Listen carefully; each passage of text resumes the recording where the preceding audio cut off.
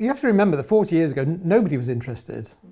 I remember the company that I used to work for before Michael and I set up Pearl & Candola, we were pushing, it was with a test publisher, psychologist, and we were talking about the need to be fair and objective, and the test, we needed validity as well as being fair. The test need to predict, future performance, but also stressing the point that it's important to be fair. I remember one of the senior directors saying to me that I don't know why we do this. There's no money in it, and so you're always pushing, even within the organisation we're working for, you're pushing.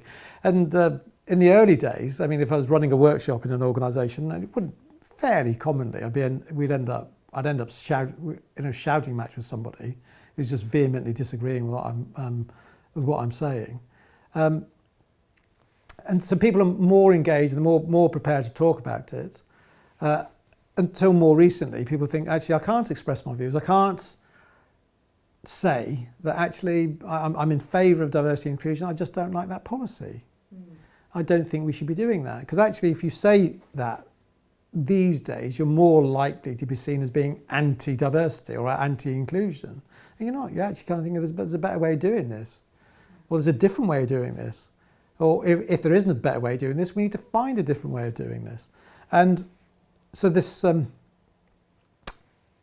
interest has grown. As the interest has grown, and there is now money in it, you actually find that people are recommending practices which have no impact at all and which may even be detrimental.